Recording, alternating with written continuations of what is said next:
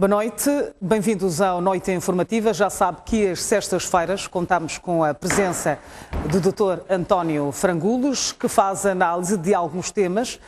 Nós vamos começar mesmo por analisar este julgamento de Zófimo Muyuana, a semelhança do que nós fizemos com o julgamento do caso FTA, do Fundo de Desenvolvimento Agrário, que culminou com a condenação da ex-presidente do Conselho de Administração, Cetina Tetosse, a 18 anos de prisão e os seus comparsas.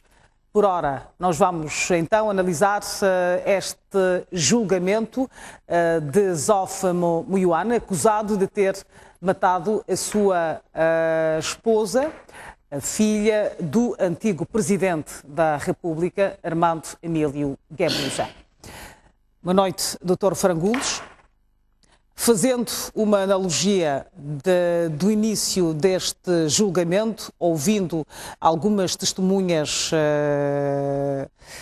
dá para perceber e notar que há certas contradições no que diz respeito a como a vítima foi assassinada. Primeiro, antes de tocarmos neste ponto, vou pedir que analise de uma forma global, geral, este julgamento. Boa noite, obrigado. Vou dizer o seguinte, que este caso é diferente, ou ligeiramente diferente do outro, em que nós tínhamos um prognóstico que felizmente até veio a dar certo, mesmo se tivesse apanhado 8 anos, não tínhamos nada a fazer. Mas este caso, feliz ou infelizmente, nós podemos dizer com muita antecedência que vai, portanto, apanhar pela medida grande. Ok?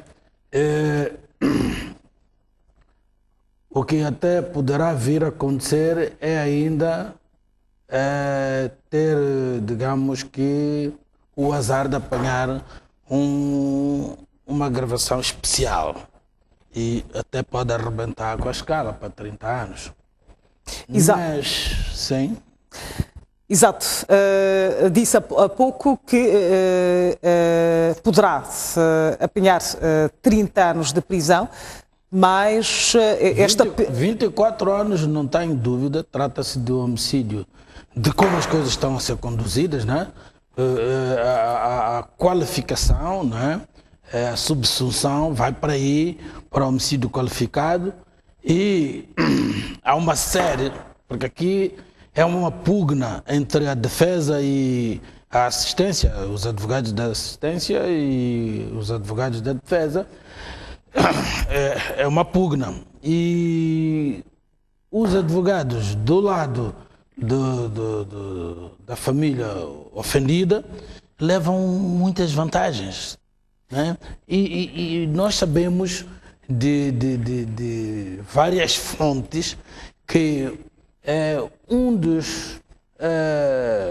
ou uma das diligências essenciais em casos de homicídio, quer dizer, não seguiu aqueles trâmites, não é, que são necessários. Nós sabemos que não se realizou a perícia imediatamente. Pelo que se ouviu no julgamento, é reconstituição atrás da reconstituição. Exato, mas antes de nós entrarmos para esta questão da reconstituição, o que nós podemos perceber neste julgamento, que vai certamente prosseguir para o ano, terminou, portanto, hoje este julgamento, dia 29, mas prossegue em janeiro, o que nós podemos perceber é que há uma certa contradição entre as partes, ou seja, Zófimo Muyuana, a princípio, prestou declarações que contradizem o que as testemunhas que, de forma direta ou indireta, estiveram no local do crime ou participaram deste bárbaro assassinato da filha do antigo Presidente da República. Ora, a ajudante de campo e a babá da filha do casal disseram, por exemplo, que no dia do assassinato não ouviram, portanto, tiros na casa do casal. E depois foram ouvidas más testemunhas, portanto, a polícia que encaminhou, depois do assassinato, o acusado, a esquadra, e disse que portanto, a vítima teria, entre aspas, culpa no cartório. E ouviu-se também peritos que disseram que que os tiros que mataram a Valentina Guebuza teriam sido disparados a uma distância de cerca de 3 metros. Ou seja, tudo tende a ir contra o acusado. Um pormenor importante é que há muitas contradições dentro do processo. E devo dizer que algumas das contradições até militam contra o arguido, contra o réu neste caso concreto. Porque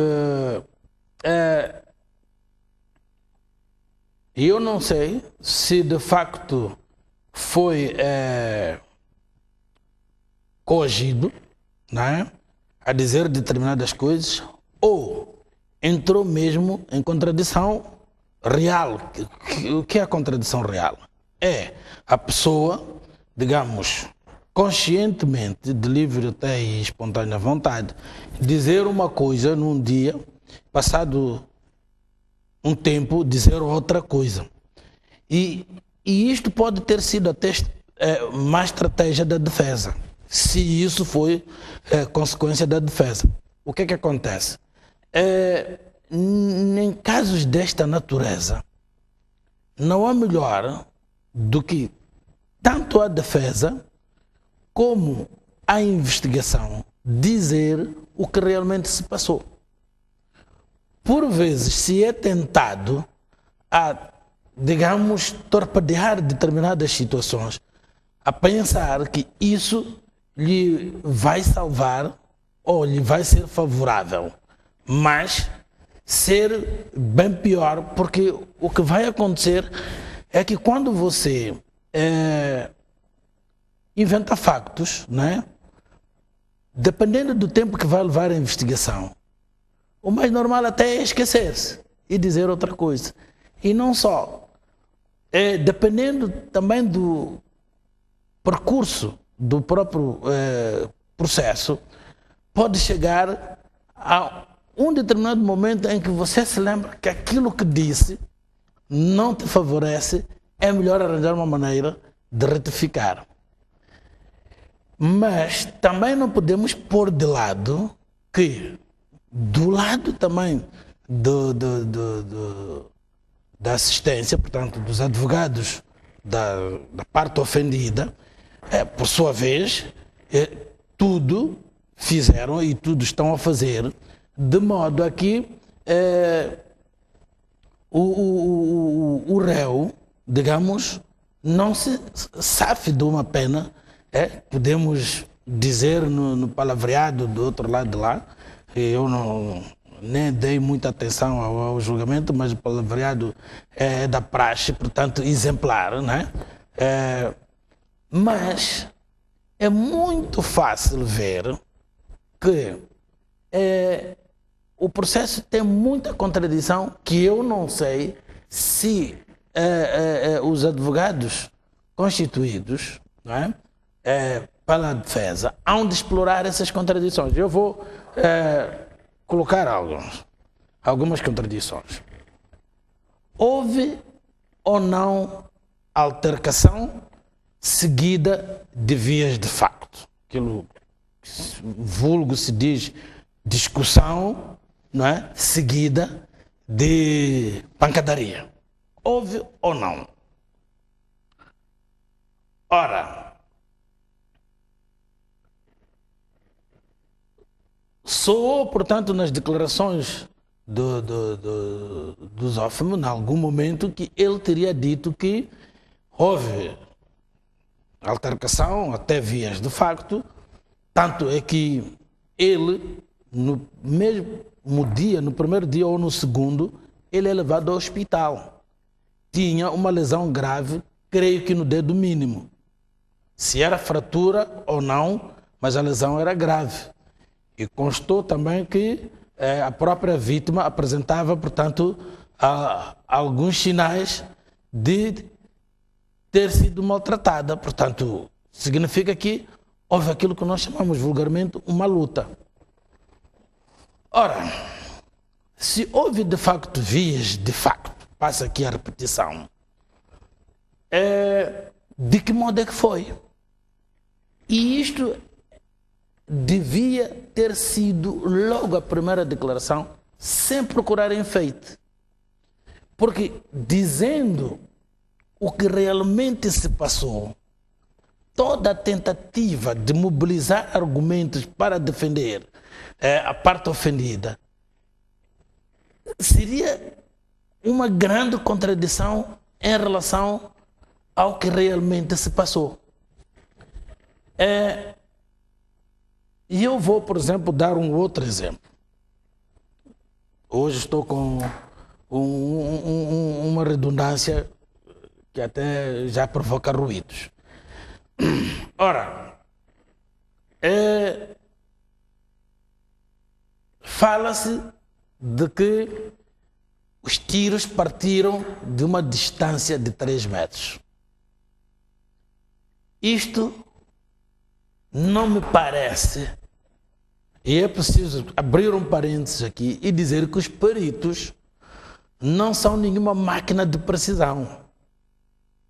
É preciso saber que os próprios laudos periciais são sujeitos à livre apreciação do juiz. Ou seja, são falíveis. São falíveis. Porque quem as faz também são pessoas falíveis, não é? Portanto, não é Deus que faz a perícia. Ora, na outra semana nós comentávamos e colocava aqui a questão de distinção entre boca de cano ou tiro encostado. Depende dos sistemas e da linguagem. Mas eles descartaram a possibilidade de um tiro a queima-roupa. Os peritos descartaram esta possibilidade. Não, mas quando fala de um tiro a 3 metros, já nem é tiro a queima-roupa, não. Porque é preciso encontrar as diferenças. Porque não há exatamente na definição a definição em termos de metros, de centímetros, mas há umas manifestações que vão dar a definição de tiro encostado, né, que nós vulgarmente chamamos boca de cano, que é aquele que a arma, não é, despeja toda a combustão, não é, dentro do tecido, dentro do organismo. Portanto, há uma dilaceração do tecido feita pelo projétil e com a explosão da pólvora, né, deixa sinais de que houve um despejo total da combustão e até deixa um sinal da própria ponta de mira no próprio corpo. Ou seja, levou muito tempo para se poder analisar esta questão. Porque a perícia, depois de muito tempo, ela foi assassinada, salvo o erro, há alguns meses, e esta perícia foi feita há pouco tempo. Ou seja, é impossível, nesta situação em que disse que é o tiro à boca do cano, poder saber não, se de facto... A boca do cano ou tiro, portanto, encostado, parece que está fora de hipóteses. E a hipótese a seguir é exatamente a queima-roupa ou a distância. Quando me fala de 3 metros, está a falar de um tiro à distância. Mas consta-me que a roupa que ela vestia chegou à perícia 2 semanas ou mais depois. Ora, eu vou fazer uma coisa muito simples para depois continuar. Vou ler aqui uma definição. Diz-se que um tiro é a curta distância quando desferido contra um alvo, além da lesão de entrada produzida pelo impacto do projétil, efeito primário, são encontradas manifestações provocadas pela ação dos resíduos de combustão ou semicombustão da pólvora expelida pelo cano da arma. Efeitos secundários, quando além das zonas de tatuagem e de esfumaçamento, há alterações produzidas pela elevada temperatura dos gases, como crestação de pelos e cabelos ou manifestações de queimaduras sobre a pele. Considera-se essa forma de tiro a curta distância como a queima-roupa, ou a queima-roupa, digamos assim. Ora, o conceito de tiro a curta distância não diz respeito a esse ou aquele limite entre a boca da arma e o alvo, referido às vezes em distância fixa determinada em centímetros. Esse conceito deve ser eminentemente prático e admitido até quando se podem evidenciar os estigmas dos efeitos secundários. O que é que isto quer dizer? Até tem aqui algumas imagens, estou a falar aqui do Miguel França, não é? A curta distância, que não é tiro encostado à boca de cano, deixa, portanto, vestígios de pólvora. Vamos falar, portanto, linguagem simples. Portanto, aparece uns salpicos, eu como explicava da outra vez, no corpo. Vamos supor que o tiro é feito nesta zona, há de aparecer aqui nesta zona salpicos, porque esta zona normalmente não é coberta, a menos que traga o gorro nesse dia. Mas se não traz o gorro, os salpicos da pólvora, porque a pólvora nesta altura está quente, vai queimar. E quanto mais for até clara a pessoa, melhor se vê, ok? E se é uma zona coberta, pelo que eu sei, pelo que eu ouvi de pessoas fidedignas, o tiro foi por baixo do seio e mais ou menos para a zona do peito, ok? Então, não acredito que nessa altura, pela altercação, não, pelas vias de facto, tivesse rasgado o que lhe cobria, se era blusa ou vestido. Então, se estava coberta a parte que se atirou e se foi a curta distância, logicamente que deixou vestígios químicos, para além de biológicos, que é o sangue. Vestígios químicos, que é, portanto, aquela explosão, a pólvora ia ficar impregnada, portanto, nas próprias roupas, ok? Mas, se me levas estas roupas dela, a vítima, 2 semanas, 3 semanas depois, olha que já não devem estar lá as tais manifestações secundárias. Perde-se completamente os indícios. Exatamente. Pode ficar, por exemplo, os vestígios biológicos, porque se não tiverem lavado a roupa, logicamente que o sangue há de estar ali. De tal maneira que pode até não dar, se calhar, para investigação, mas poder ver que é sangue humano, que até pode estar localizado na borda da perfuração do projétil. Não sei se está a perceber. Então, aquilo que eu li aqui, a definição de curta distância e distância, que é o terceiro tipo de tiro, tiro encostado, queima-roupa, ou, portanto, a curta distância e distância, e pelo que me parece, 3 metros já não é curta distância, é distância, não é? Tinha que se afirmar, portanto, parcialmente, por ausência ou presença desses vestígios secundários que a gente estava a referir, no caso da pólvora.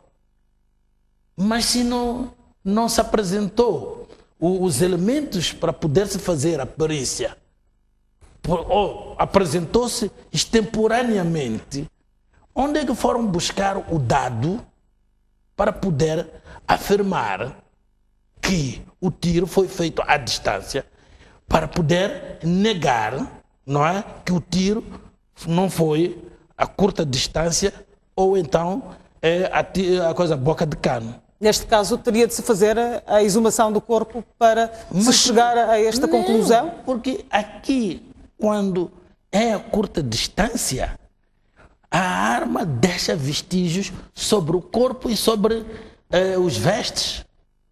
Mas, se a perícia não teve contato com o corpo, portanto, nem enxergou o corpo na altura para ver se tinha ou não tinha vestígios, mas o que é pouco provável. Mas se é um decote que tem uma abertura, eu estou todo fechado, mas imaginemos que eu estou aberto até aqui assim, e para um tiro que vem para aqui ou vem por baixo do seio e é a curta distância, logicamente que apareceria para esta zona descoberta esses vestígios secundários, que é a pólvora.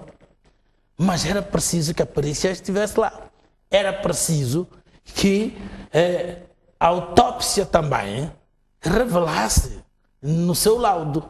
Eu não sei se ouvi mal ou simplesmente não ouvi. Parece que não foi feita autópsia. E se não foi feita autópsia, mais grave ainda. Então, não foi feita autópsia, que o laudo parcial da medicina legal havia de trazer se tinha ou não tinha vestígios, né, secundários. A perícia, portanto, laboratorial, tanto da química e biologia, havia de dizer que tinha, portanto, os vestes tinham esses vestígios secundários. Mas se isso não houve, ora, aqui uma lacuna, mas que incide perpendicularmente sobre a questão essencial da causa, sobre o tema probando, o que se quer provar. Vamos ainda mais longe. Ouvi dizer, né, tanto do tribunal, que aqueles tiros foram feitos, portanto, àquela distância, e ainda vinha aí um argumento discutível, né, que não é possível dar-se o segundo tiro, não é? Portanto, do jeito suicídio, né? Porque logo no primeiro tiro a pessoa perderia a força de poder voltar a primeiro gatilho para o segundo tiro, querendo se matar.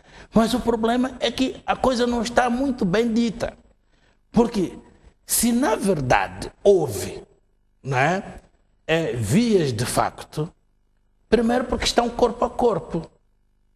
E estando corpo a corpo, né, e não se sabe qual é a intenção, por aquilo que já estivemos a conversar, porque pronto, trata-se de um crime e é a nossa área, não é? É que ele teria se atirado contra a vítima, porque a vítima, ao ver a arma no colder, tentou tirar-lhe a arma. E ele pensou que quis tirar a arma para usar contra ele. E ele, que até tinha, portanto, um conhecimento de artes marciais, logicamente que todo indivíduo sabe que tem que apertar o pulso e virar a arma no sentido contrário a ele, portanto, a possível vítima. E no meio destas vias de facto, pode ser que acidentalmente, não é? Ele ou ela, se estava a segurança aberta ou abriu-se naquela digamos,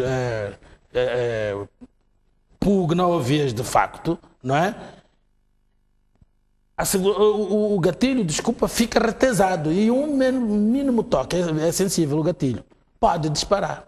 Mas aqui e esse tiro pode ser percutido por ele, por pressão do outro, ou vice-versa. E então, se assim é, o tiro não entra assim. Pode fazer o ricochet? Não. Aqui não se trata de ricochet. É que o tiro vai entrar desta forma, de baixo para cima. Mais ou menos perpendicular a fazer ângulo de 90 graus ou a fazer um ângulo de menos de 90 graus, mas sempre de baixo para cima. Não é? Agora, o segundo tiro que vem para aqui pode ser já um tiro que é feito ou antes ou a seguir, intencionalmente ou não. Mas o que é que pode é aproximar-se e tentar superar as dúvidas. É exatamente uma autópsia. Por quê? Porque a bala, o projétil, né, aquilo que nós chamamos de vulgo bala, tem uma trajetória dentro do corpo humano. Por isso é preciso abrir. E nesses casos concretos, é sempre penoso para os que estão vivos, não é? É por isso que os da religião islâmica sempre fazem lobby para que tal não aconteça, mesmo quando o facto foi violento, a morte foi violenta, e neste caso concreto até por arma de fogo. Eles até tentam, mas enquanto, por exemplo, estive na Brigada de Homicídios, nunca lograram sucesso, porque é preciso fazer-se. E já assisti a N autópsias de arma de fogo, incluindo aquele caso dos chineses, quando a embaixada estava ali na Mao Tse-tung, era uma coisa de 10 ou coisa parecida, que eu é que assisti às autópsias, nós é que lavamos, porque eram muitos corpos, não é? E o indivíduo tem uma certa noção fora da teoria que a gente aprende na faculdade. Infelizmente, os alunos de agora têm a cadeira de medicina legal como uma cadeira opcional. No nosso tempo era tudo obrigatório. Então, a trajetória da coisa da bala dentro do corpo, porque fica enegrecido por causa do sangue, portanto, coagulado, né? E você consegue ver e até presumir, não é? Qual foi a posição da arma. Era importante, neste caso, que se fizesse a autópsia?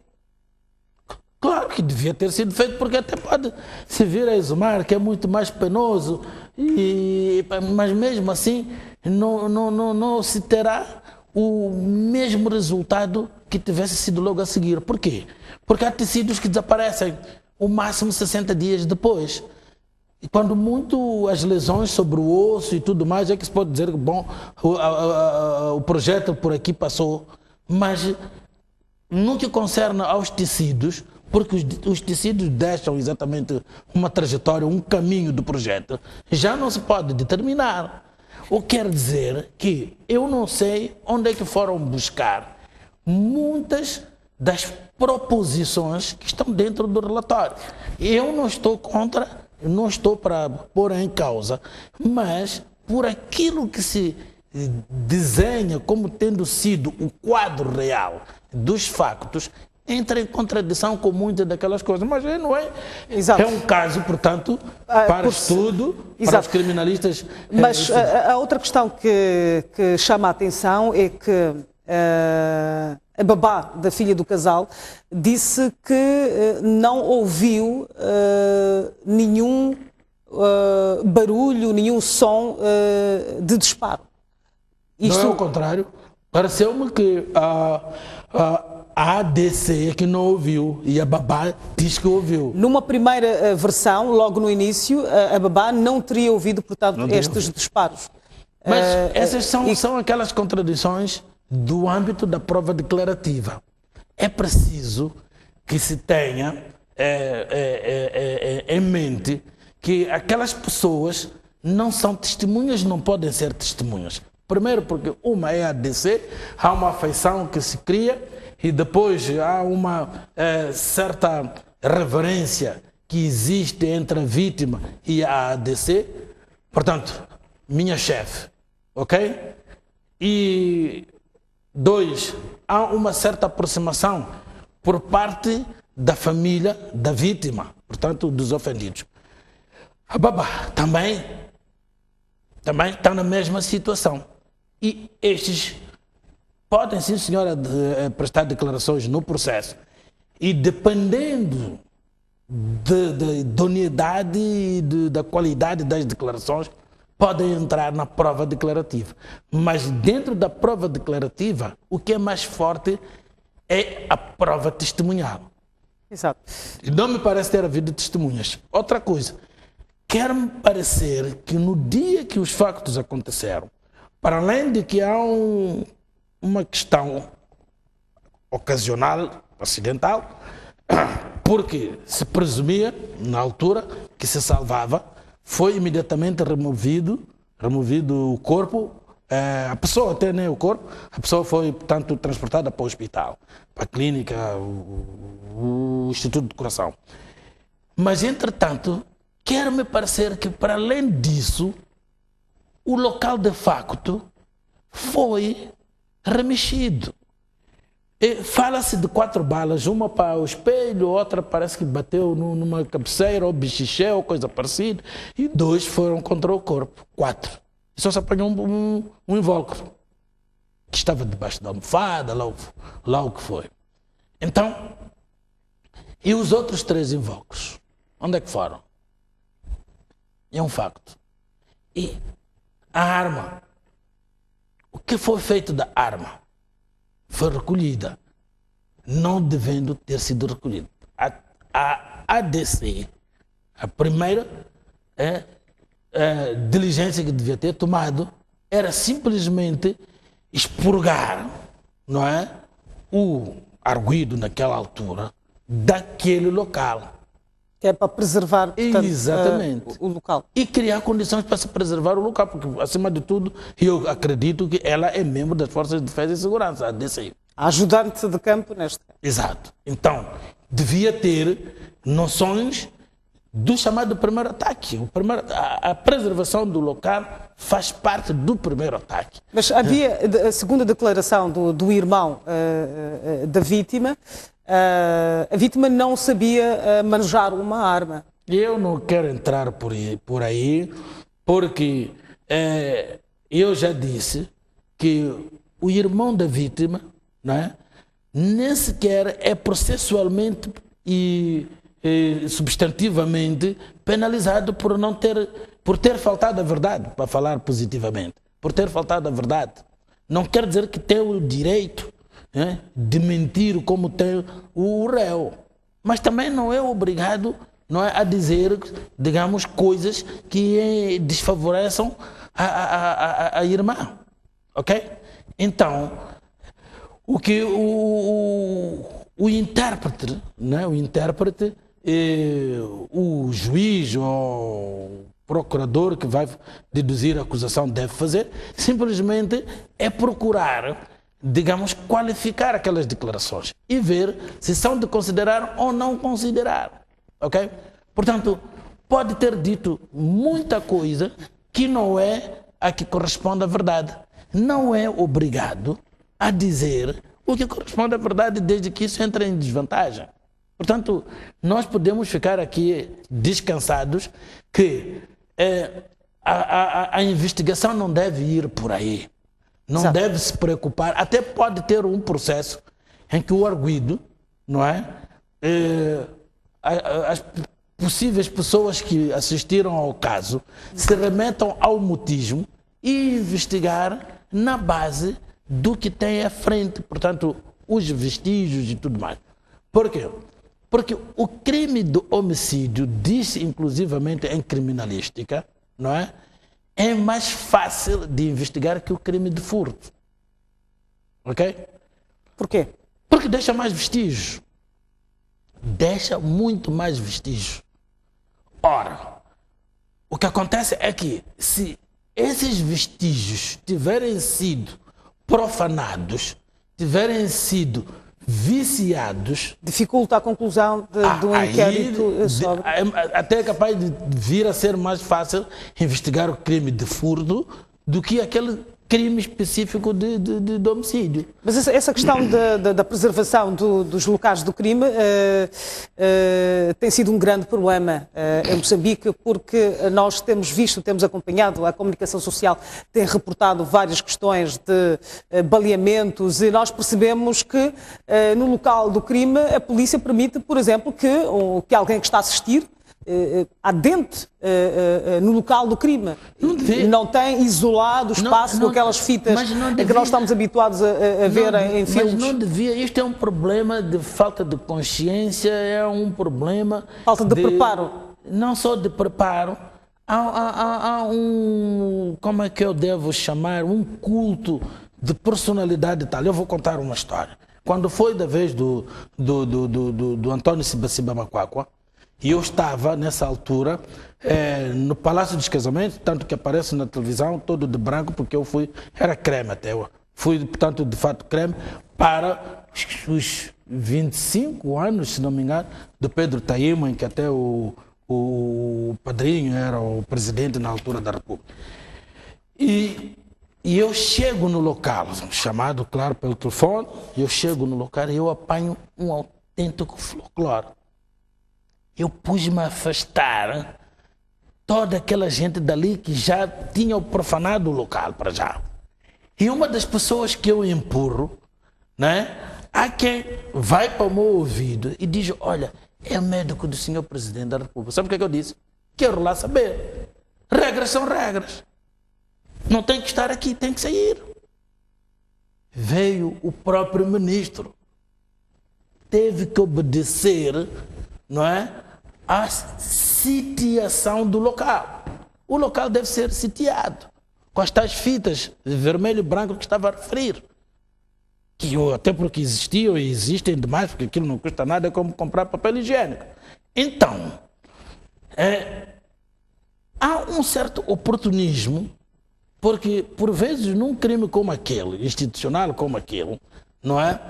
O próprio arguido ou alguém ligado ao próprio crime, organização daquele crime, porque o crime pode ter sido cometido por uns e depois entram outros, pode vir ali de propósito para poder limpar, viciar, portanto, os próprios vestígios deixados no local. Portanto, neste caso concreto, eu não tenho o panorama, a panóplia do que foi, mas sei que não seguiu, não é, o processo da recolha dos elementos no local de crime, não seguiu, portanto, aquilo que nós chamamos a cartilha da criminalística. Exato. O que nós podemos notar, Dr. Frangulos, nota-se que na condução do réu Zof Muiuane, o tribunal e a prisão e vice-versa, um forte contingente policial nunca visto em nenhum julgamento neste país. Isso deve-se ao facto do próprio Zof Muiuane ser um agente de inteligência que pode usar dos seus ofícios, das suas artimanhas para escapar Não tem nada a ver, é que nós, por vezes, dramatizamos as coisas. Olha, eu vou-lhe contar mais uma. Se não estiver cansada, mesmo os telespectadores hão de gostar de saber isto, porque outros até eram pequeninos, se calhar não eram nascidos. Porque já passam 17 anos, logicamente que uns não eram nascidos. Quando o indivíduo, quando o Andozinho fugiu, tanto foi a Suazilândia, o indivíduo conseguiu recapturar lá dentro, em coordenação com a polícia da Suaz, depois para poder extraditá-lo, não é? Uhum. Ele devia entrar pela fronteira de Namash. Não quero contar porque que da Namash e não do outro lado, mas o que interessa é que ele tinha que entrar. Eu era da opinião que ele devia entrar discretamente. Ele ia atravessar ao outro lado com o aparato policial ali, seria algemado, entrava num daqueles ondas baladas que nós tínhamos alugado numa empresa que estava ali na Karl Marx e 24 de julho, está-me a fugir o nome agora, e entretanto seria conduzido até a BO sem barulho nenhum. Mas houve um grande chefe que entendeu que devia mover os blindados da intervenção rápida para ir esperar. Quer dizer, quando aqueles blindados chegaram em Namacha, a vila de Namacha entrou em sentido, ficou em pânico. O que é que estará a acontecer? Afinal de contas, era para ir pegar um indivíduo apenas que não precisava. Não precisava mesmo, com algemas, não ia arrebentar aquelas algemas. Aquilo ali é aço. Mas fez ali um teatro gratuito e desnecessário. Bancou-se no hotel, como é que se chama aquele hotel? Na Marcha, não é? Tem um outro nome, estava a fugir agora. E gastou-se à espera da hora para poder se levar e resultado. Um dos motoristas até do Onda Balata, naquela emoção, naquela escolta, naquela velocidade, vinha no Volvo do Anibalzinho, acidentou o carro do Anibalzinho, não vinha folha e muito bem legal. A sorte é que o Anibalzinho, condenado a 30 anos, os bens reverteram a favor do Estado. Portanto, aquele carro considerado até um instrumento de crime, reverteu a favor do Estado. Porque se tivesse sido ao contrário, era obrigado a pagar aquela viatura. Portanto, para dizer o quê? Que muitas vezes, não é, dramatiza essa coisa. Por vezes até manda-se autoridade que não tem nada a ver com aquele facto. Eu sei que, por exemplo, neste caso, do Zófimo, não, do crime, no dia do crime, as pessoas foram chamadas para ali, para o local, não são aquelas que o Código do Processo Penal diz. Quem é que deve ir para o local do crime? Eu, se estiver aqui perto, né, posso até correr e só para podermos ficar bem. Os exames serão feitos por 2 peritos nomeados pelo juiz, devendo perante ele prestar compromisso de honra. Nos casos de extrema urgência ou quando pela grande simplicidade das investigações. Portanto, está a ver quem é que deve fazer a perícia no lugar. Para além dos agentes da Brigada Técnica da Polícia de Investigação, ou Cernic, como chamam agora, não é? Tinha que estar ali as autoridades judiciárias. Na falta do juiz, o próprio magistrado do Ministério Público. Mas se procurar saber quem são as autoridades que foi para lá, na primeira hora, é tudo menos quem devia ir para lá. Não cabe a mim dizer quem são. Exato. A última questão, Dr. Frangulos, é que o tempo de julgamento foi muito curto. Ou seja, existem muitos casos em Moçambique que não estão a ser julgados, situações de pessoas presas há bastante tempo, há anos, mas que não têm essa oportunidade de serem julgadas. Mas este caso... Infelizmente, é a justiça que temos.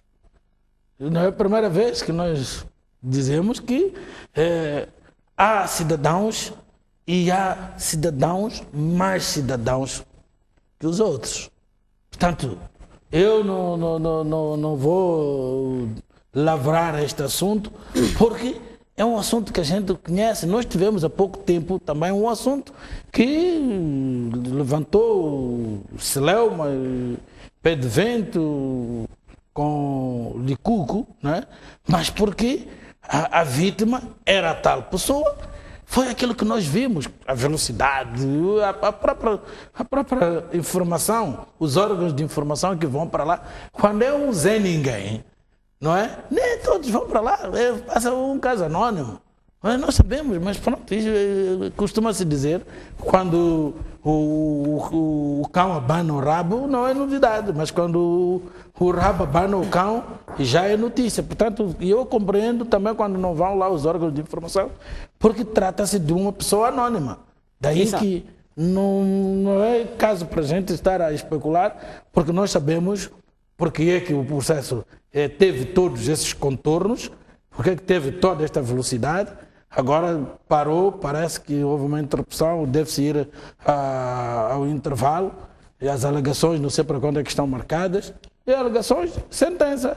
Eu penso que logo na abertura, neste caso até como se trata de arguido preso, não obedece à questão das esferas judiciais, está a ser julgado e está a ser condenado até mais ou menos fins de janeiro e vai ser a pena que nós estamos à espera. Agora, resta saber se a equipe de advogados, que me parecer que é mais do que um, de um lado e do outro, de advogados de defesa, se vão explorar, não é? Todas estas lacunas e erros cometidos. Exato, mas o fato é que houve um assassinato numa residência em que estavam duas pessoas, não se sabe até então o que é que se passou, mas alguém tem que ser responsável por este assassinato. Nós vamos passar então para o nosso segundo tema da noite, desta feita. Vamos analisar estes 13 corpos de etíopes que foram encontrados numa mata na província de Sofala, concretamente no distrito de Xeringoma.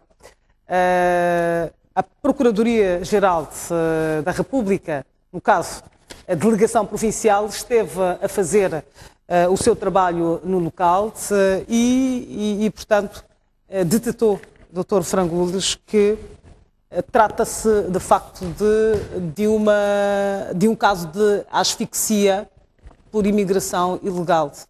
Esta situação pode trazer à tona várias outras que acontecem e que passam, portanto, à margem da comunicação social. É assim, é de facto asfixia, segundo até as conclusões da medicina legal. Asfixia que é a ausência de oxigênio, né, no ar respirável, por impedimento mecânico, né, de causa fortuita ou violenta. Mas nós vamos confinar o conceito. Este tipo de asfixia chama-se asfixia por confinamento. Passa outra vez a redundância. O que é confinamento? É a permanência do indivíduo num ambiente restrito, né, ou fechado, sem condições de renovação do ar respirável. Então, a morte que encontra chama-se confinamento. É um termo, portanto, criminalístico que opera juridicamente no próprio processo. E podemos dar exemplos vários. Um dos exemplos é o caso de Montepuez, não é? Agora, aqueles indivíduos ali, nós já vimos até em filmes, né, de tráfico de pessoas, num contentor, mesmo daqueles contentores de carga, a entrar para o navio. Tudo bem. Mas, neste caso concreto, este caminhão de que se fala, a trazer estrangeiros, atravessou uma fronteira. Qual das fronteiras? A investigação vai ter que chegar lá, tanto é que, pelas informações que existem, foram 13 corpos, mais 4 e mais 2 sobreviventes. Então, aqui nos sobreviventes, mas cuidado, trata-se aqui de tráfico de seres humanos internacional. E aqui gira muito dinheiro. É que se não se acautelarem, aqueles indivíduos lá onde estão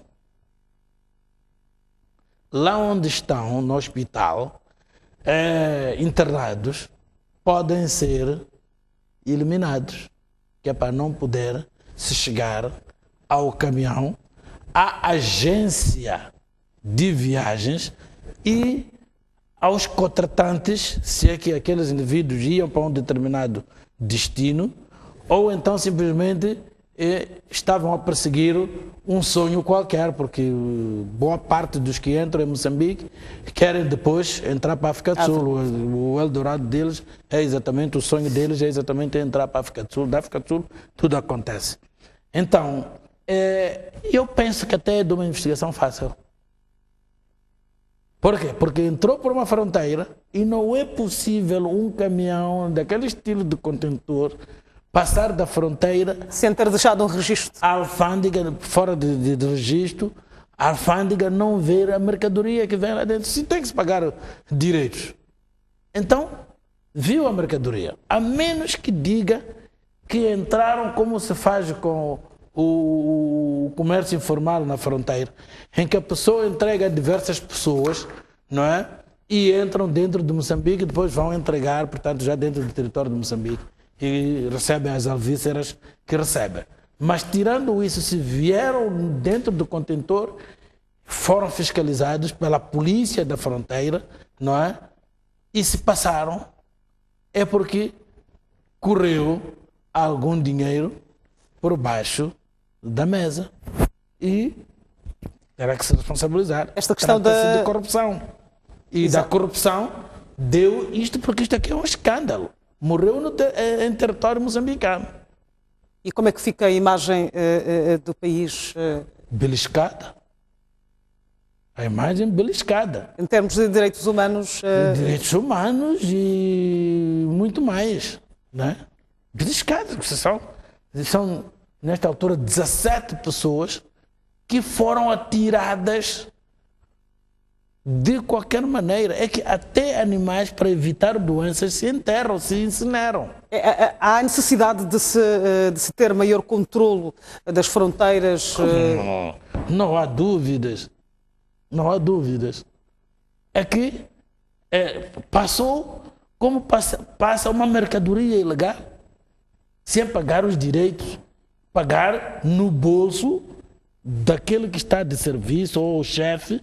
É o que acontece com a Madeira. Mas trata-se de seres humanos. E como é que analisa este enterro destas vítimas? Sabemos que os corpos foram encontrados num estado avançado de decomposição e a partir do momento em que a polícia, em que a medicina legal descobriu, portanto, que tratavam-se de cidadãos etíopes, não poderia haver aqui uma forma de poder contactar as famílias destes cidadãos para que pudessem... Não, já estavam no estado adiantado de decomposição. E isto, até certo ponto, contende com problemas de saúde pública mesmo, né? Exato. Porque o ambiente num determinado perímetro pode ficar infestado por aqui, por se produzir gases e depois vermes e bactérias e tudo mais. Agora, eu quero acreditar, tenho fé, porque foram para ali pessoas, não é? Competentes, especialistas, mas há uma diligência que não é médica, mas é uma diligência jurídica, que é a identificação daqueles indivíduos. Portanto, a identificação daqueles indivíduos e seus respectivos covais ou sepulcros. Portanto, eu penso que alguém também é conhecedor da identificação judiciária, deve ter estado lá, portanto, a fazer equipe com a equipe da medicina legal, fazer de um modo a que se aconselhamento. saiba que o dono desta roupa, está a ver, né? O dono desta roupa, destes sapatos, apenas não posso exibir aqui, deste relógio, deste anel, já aqui, e os seus bens, não é? O seu casaco, os seus óculos, vão, por conseguinte, serem arrecadados de arrecadação num determinado sítio. O dia que vier alguém reivindicar reclamar, neste caso concreto, vão-lhe mostrar aquela revista, assim podíamos chamar, mas não é revista, é espólio neste caso concreto, porque se trata de um morto, aquele espólio. E vai dizer, não, este anel, este relógio, esses óculos, né, se tinham um dente de ouro, pode-se tirar e colocar-se também, vai identificar pelo dente, era do meu irmão, meu filho e companhia. Então, este espólio aqui corresponde ao indivíduo que foi enterrado aqui, já aqui. E nessa altura faz-se exumação, há procedimentos próprios e atravessa a fronteira para a sua terra de origem. Não há como ressuscitá-lo, mas dentro daquilo que são as regras dos direitos humanos, mesmo depois de morrer, a pessoa tem direitos.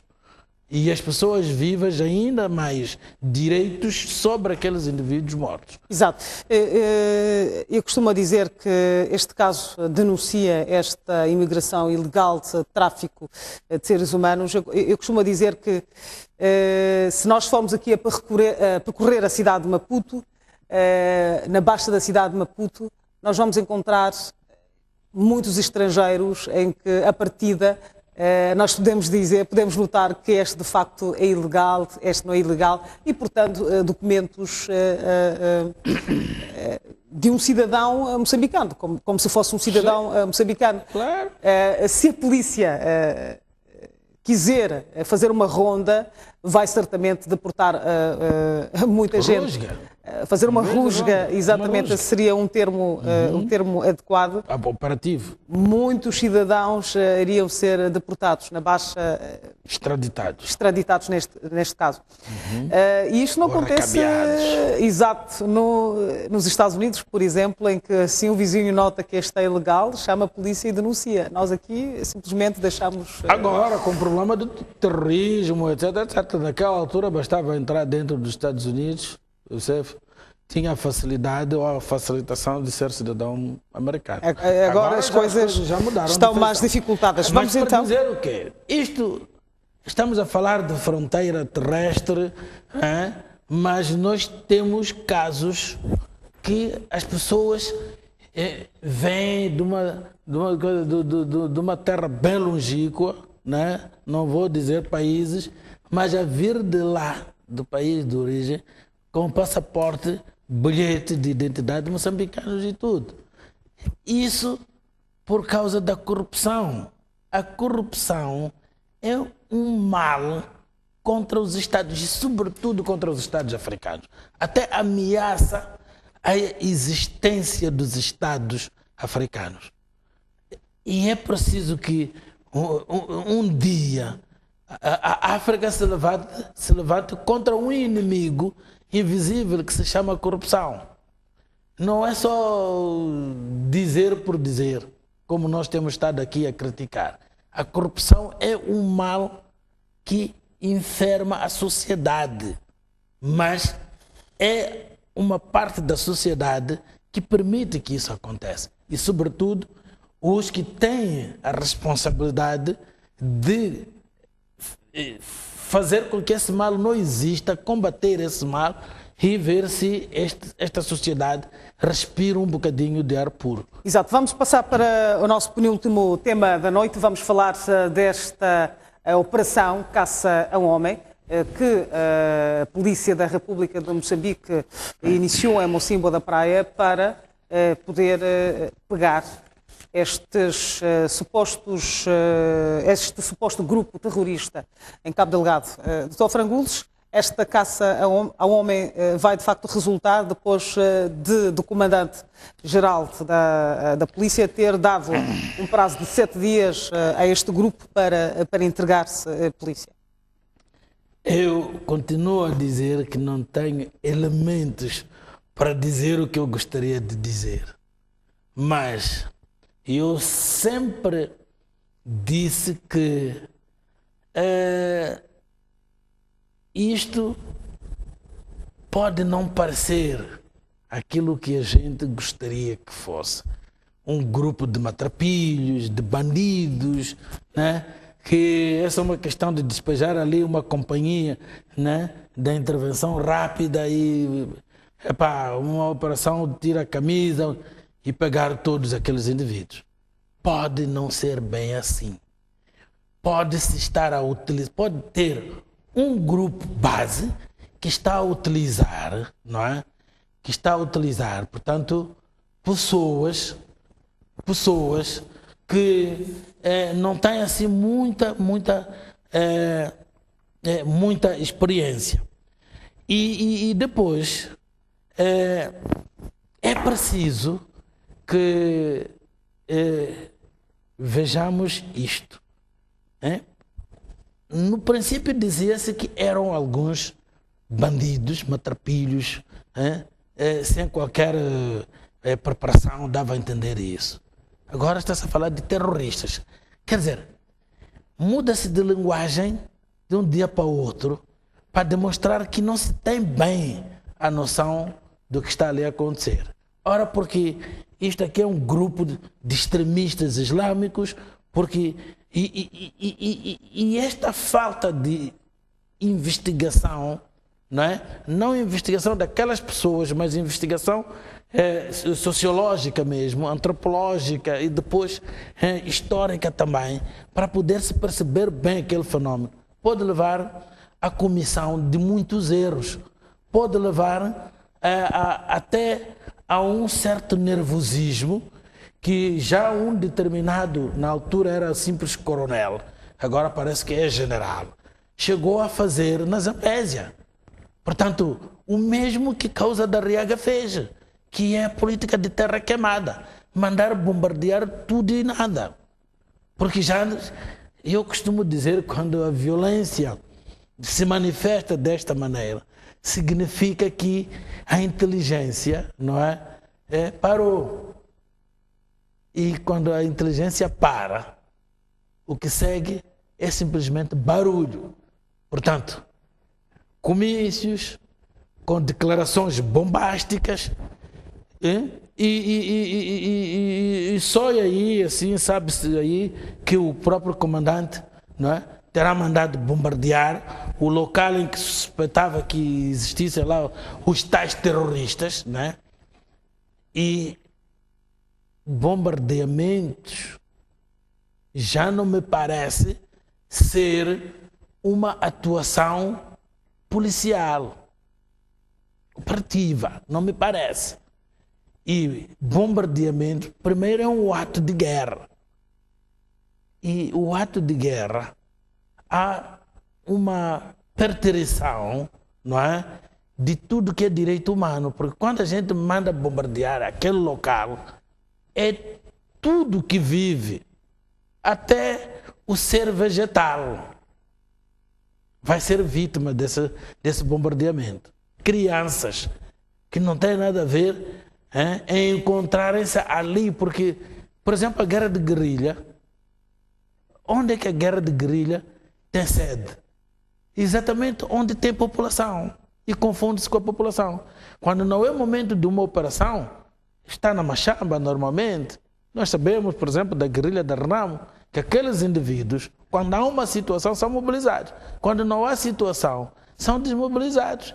E entram na beira. Eu tive a conversar com desculpe, algumas pessoas com empregados, não é?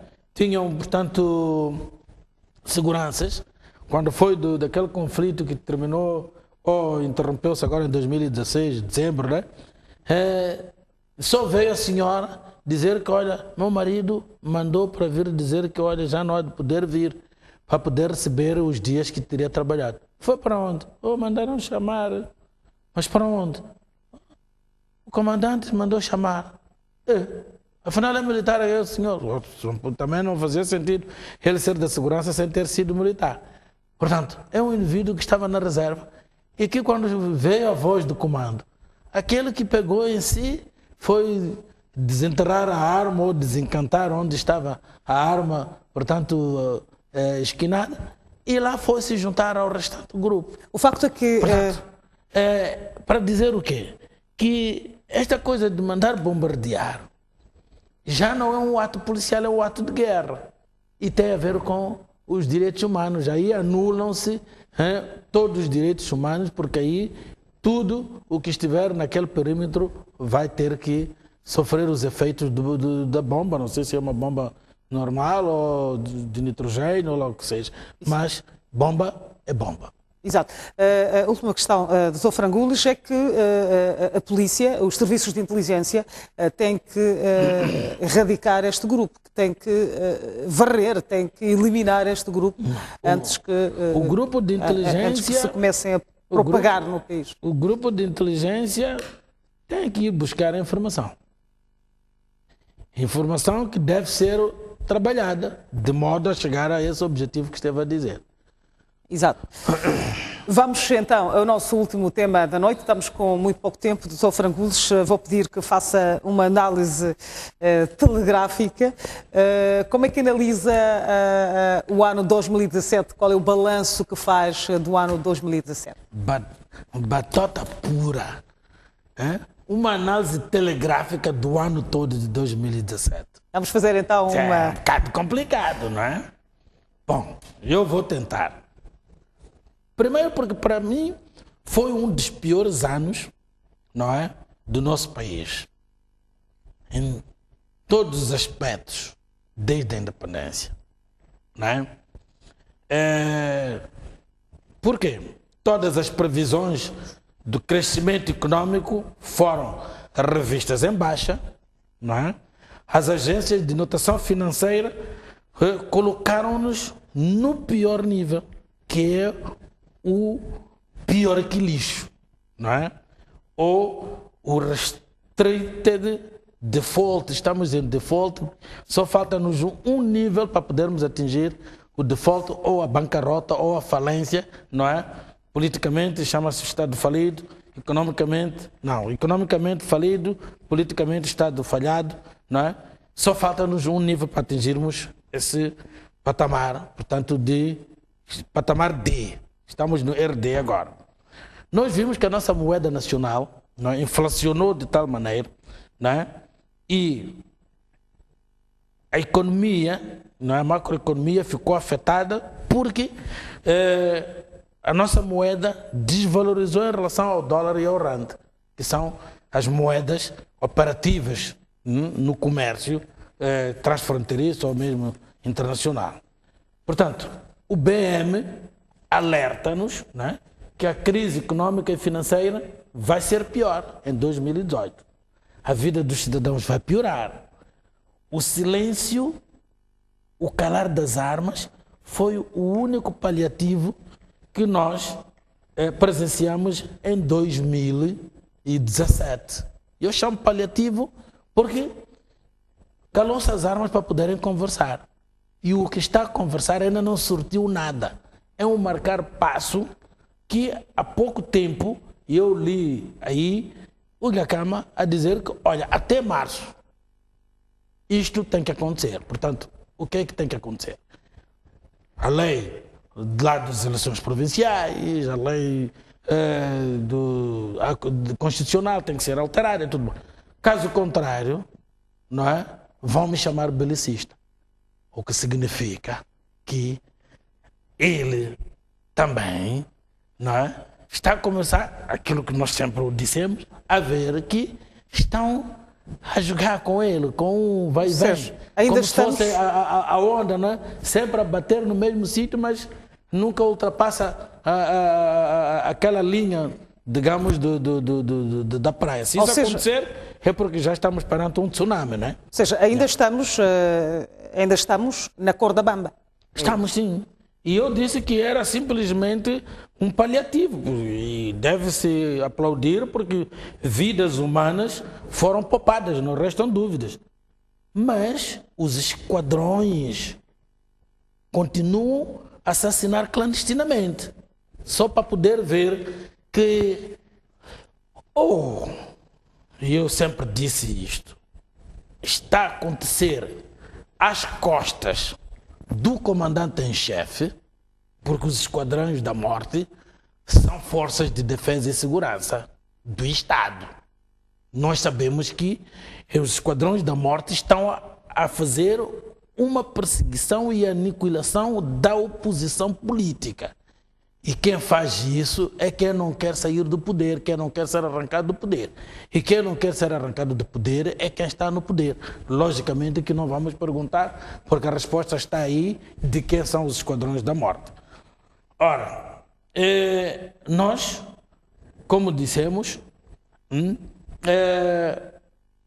consequência do que nós tivemos a dizer, portanto a inflação exorbitou, a consequência é que o poder de compra baixou 2 vezes, consequência, o investimento retraiu, porque as causas principais foram as dívidas ocultas, não é? E de autores ocultados criminosamente. dois como causas principais: o conflito armado e com grandes convulsões políticas, onde mais uma vez entram, como eu dizia, os esquadrões. A agenda de paz e o processo de pacificação está em banho-maria. Portanto, isto é um dos factos que nós notamos durante o ano de 2017. Nós vimos no último informe do chefe do Estado, que também concorda com, talvez porque o xerife do Banco de Moçambique o disse, que teremos dias piores, né? Vem aí os dias piores economicamente, preparados para podermos arranjarmos mais 2, 3 buracos no cinto. Não sei se sabemos de começar, de conseguir, não é? Mas vimos também o presidente a carregar com um saco vazio de nada, não é? Para presentear os moçambicanos na Assembleia da República. Depois do ano passado ter falado que o Estado da Nação está firme, este ano preferiu, não é, esconder-se atrás dos termos vazios também, como desafiante, mas encorajador, e que o povo moçambicano, que somos todos nós, somos resilientes, capacidade de nos adaptarmos a qualquer mudança, capacidade de nos aguentarmos a qualquer crise.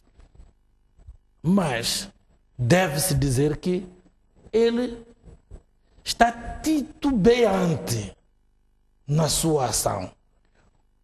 Primeiro porque nós vemos o presidente Nyusi com um discurso, mas vemos-lo com uma ação que entram em contradição diametral. Eu quero, por exemplo, como ilustração, ele falou bastante no último congresso e tem estado a repetir nos comícios que ele faz, nas visitas que ele faz, da tolerância zero, a corrupção, do combate à corrupção. Nós vimos que a indicação, por exemplo, de Pacheco para o Ministério dos Negócios Estrangeiros e Cooperação foi a pior mancha, não é? No sentido de quê? Ao cair do pano. No sentido de quê? No sentido de que ele é o estandarte da corrupção. Nós não podemos continuarmos a esconder isto. Nós, em Moçambique, temos este problema. Temos um medo terrível, uma fobia. Eu ainda, para a próxima vez, vou procurar um neologismo para classificar esta fobia, não é? Aos termos apropriados. O termo apropriado é exatamente dizer que o ministro Pacheco é o estandarte da corrupção em Moçambique, porque nós vimos todos os escândalos da agricultura, todos os escândalos com a madeira, né? O ministro Pacheco está lá, embora tenha sido ilibado por aí fora. Mas ele neste momento é a cara do país no estrangeiro. No estrangeiro. E eu não sei se nós estamos a imaginar o que é que aquela gente que vai negociar com ele há de estar a pensar, a saber que este aqui é o pior.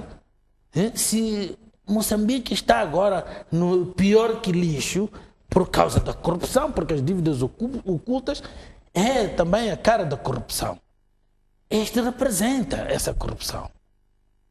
E eu não sei o que é que o presidente pensou ao indicar a ele quando toda a gente estava em crer que era a altura de ele reservar, se não digo reformar. Não, pelo contrário, voltou à superfície como um cancro mal curado.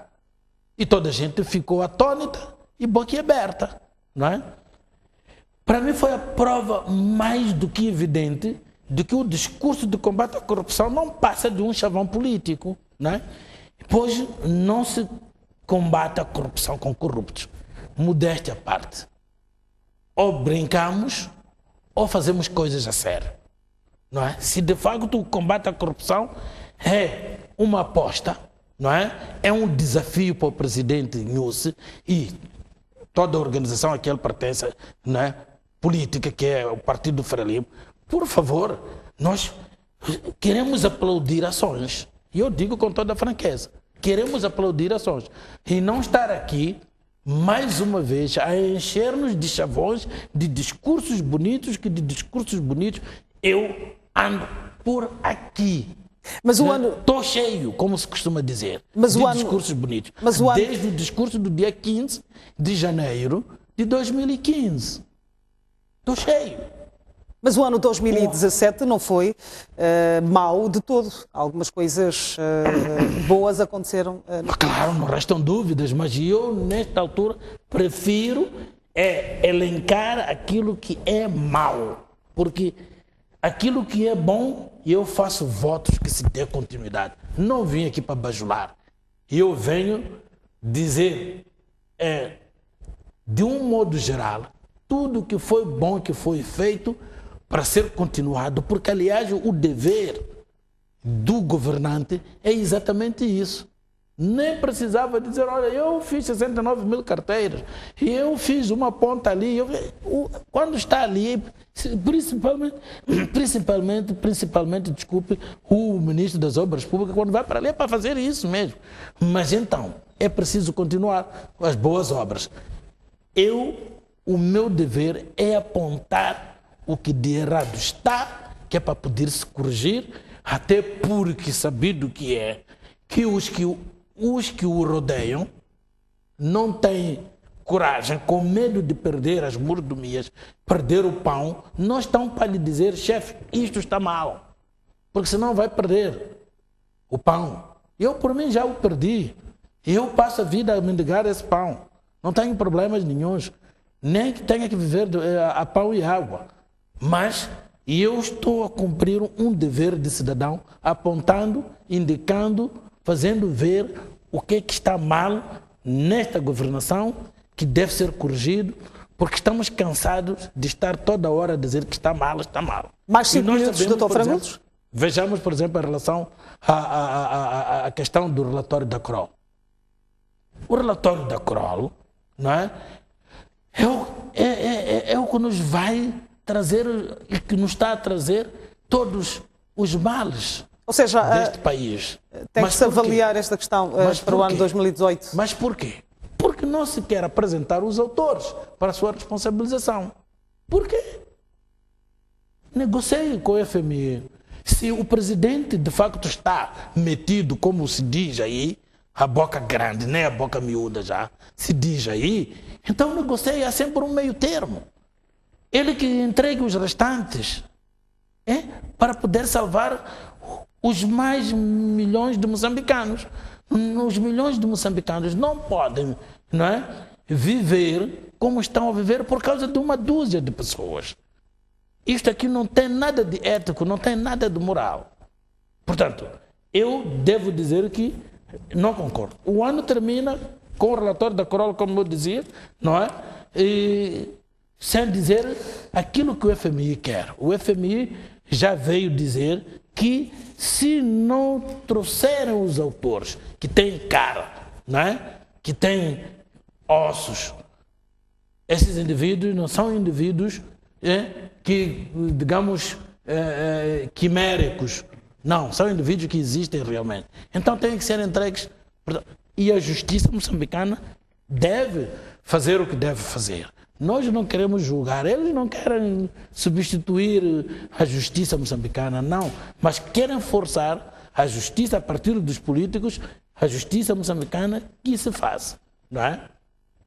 E, por favor, o que está a acontecer é que o presidente está a ocupar o papel do encobridor no meio disto tudo. Não pode. Mas nós temos que olhar para outros países, o que é que os outros países estão a fazer. Vamos lá ver o que está a acontecer em Angola agora. E então?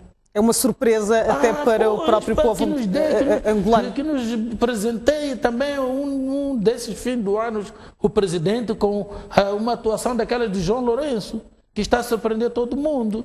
E até já deu prazo para devolverem os dinheiros, repatriar os dinheiros que estão lá fora. Nós vimos com uma Magufuli na Tanzânia. John Magufuli que cortou as despesas todas, as regalias todas, e agora os dirigentes vão passear de... E este ano eu ainda que elenquei Em 2017 vimos gastos de imperadores medievais em tempos de crise, com carros de luxo para deputados e governantes, e ainda o servente do povo, né? O presidente deste país, também foi presenteado com um brinquedo que custou cerca de 10 milhões de dólares. Um avião. E eu ainda estou à procura para saber o que é feito do outro avião. Há quem diz que está aí na placa da Força Aérea, que não está a fazer nada. Não sei o que é que se passa. Mas não restam dúvidas, não é? Que